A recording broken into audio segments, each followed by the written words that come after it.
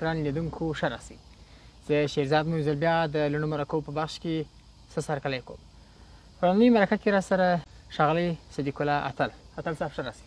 خوشحاله اوسئ. سلامونه تاسو ته او ټولو لیدونکو ته هیله ده روغ جوړ به یاست. ډېره مننه، ژوندی اوسئ. لنډې پوښتنې به کوو، لنډ ته جواب ووایه. لومړی ستاسو د زده کړو په اړه باندې زده کړې مو تر کومه ځایه کړې دي؟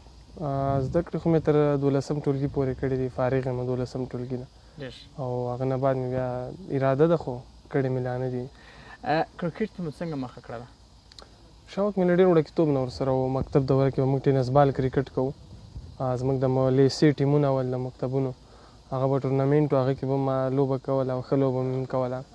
نو بیا زما کشر تره د شاهین نیازی، هغه زه ډېر زیات سپورټ کړم. نو بس همدغسې مکتب د خلاصېدو نه بعد مې بیا کرکټ شروع کړ. د کومې سختۍ سره ډېر مخ شوې تر څو د افغانستان د 19 کلونو لوبډلې ته راتلې، یا همدارنګه ملي لوبډلې ته چې لاره پیدا کړه؟ واقعا دا خو ډېر اوږد مزل ده، سختیانې ډېرې لري، ځکه د دې چې د کرکټ ماحول هم په هغه لیول نه داسې یو پلیر ډېر په ارامه خپل پریکټس وکړي. بیا د کابل عموما اکیډمیانې چې چېرته ما پریکټس کوو هغه ډېرې وړیا اکیډمیانې وې، صرف د بیټینګ او بالینګ ځای به و، فیلډینګ فټنس دغه برخې نه کېدې. نو دغه مشکلات ډېر زیات وو، اقتصادي مشکلات، همدغسې سپورټ، دا ډېرې خبرې وې. په کرکټ کې مو تر ټولو ډېر څوک سپورټ کوي، څوک مو حمایت کوي؟ اول خو زما په اول قدم کې زما کورنۍ ده چې همیشه زه سپورټ کړی یم، او بیا زما خپل دغه نږدې ملګري دا ډېر زیات ما سپورټ کوي په هر حالت کې، که هغه ښې ورځې بدې ورځې ډېر زیات مې سپورټ کوي. نو هغه د فیملي سپورټ به زه اول درته وښیم چې تر دې چې پورې زه رسېدلی یم د خپلو ترونو او د فیملي په سپورټ دلته راغلی. په کرکټ کې مو تر ټولو ښه خاطره، ښه یادیزه کومه ده؟ ښه خاطره خو مې دا ده چې کله دا اوس وخت کې ملي لوبډلې سکواډ ته رالم د پاکستان خلاف، که څه هم دونه ایکسپیکټیشن دونه توقعات زما نه وو چې زه به راستم، ځکه زه به صرف کیمپ کې ووسم، خو ټیم ته راتګ دا زما په ذهن کې هم نه و. خو چې کله مې سکواډ کې خپل نوم ولیده نو یو عجیب احساس مې کوو، واقعا چې هغه به زه ټول عمر مې هېر نه کړم. ځینې شخصي پوښتنې ته راځو، د خوښ خواړه مو څه دي؟ کبابونه. کله چې په ملي لوبډلې په کیمپ باندې ولاړ شئ، 19 کلن لوبډلې باندې، هلته مو خوراکونه څومره محدود کېږي؟ کوم خواړه ډېر ورکول کېږي؟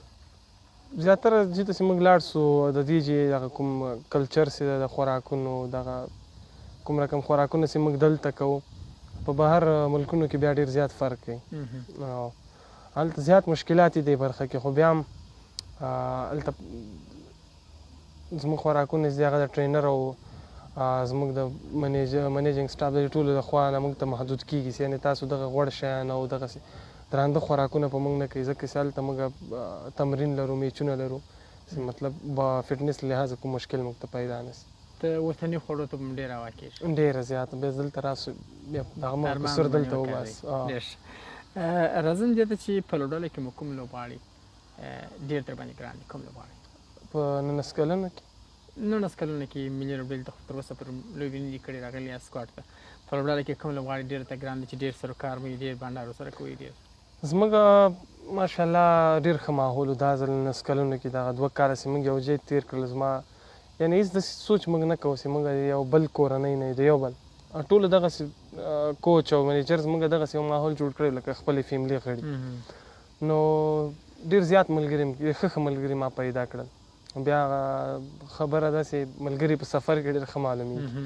نو واقعا فرحان زاخیل یادونه به زه وکړم، زموږ کیپټن چې وم، بس هغه چې زما یو بیسټ فرینډ ده، ټول عمر یې زه سپورټ کړی یم. ډېر ښه لارښوونې ما ته کوي، رحمان الله زدران، آصف موسازی، زهیب زمان خیل او اسحاق، دغه ټول زما ډېر ښه ملګري، ټول چا یادونه به زه درته ونه کړم. ډېر د خوښو لوبغاړی مو د افغانستان په لوبډله کې او په نړیوال لوبډله کې څوک دی؟ خوښېږي خو مې د افغانستان ټول لوبغاړي چې ښه ګیم کوي، ښه لوبه کوي افغانستان ته. نو اوس مې چې خوښېږي هغه رحمت شاه او راشد خان دي چې ډېر زیات مې خوښېږي د هغوی بیټینګ. او په نړیوال لوبغاړو کې هغه څه هم اوس ریټایر ده، کرکټ یې پرېښی ده. د انګلینډ کپټن چې و الیسټر کوک، هغه زما آل ټایم فیورټ ده، او هغه کرکټ زه ډېر زیات ګورم، او مخکې هم د هغه غوښتل مې د هغه ډېر څه کاپي کړم. څه ډول کرکټ خوښېږي؟ څه ډول کرکټ باید وکړي؟ څه ډول کرکټر باید څه؟ زما عموما په لانګ فارمیټ کرکټ مې خوښیږي، ټیسټ یادونه به وکړم زما ډېر زیات خوښیږي، ون ډے مې ډېر زیات خوښیږي.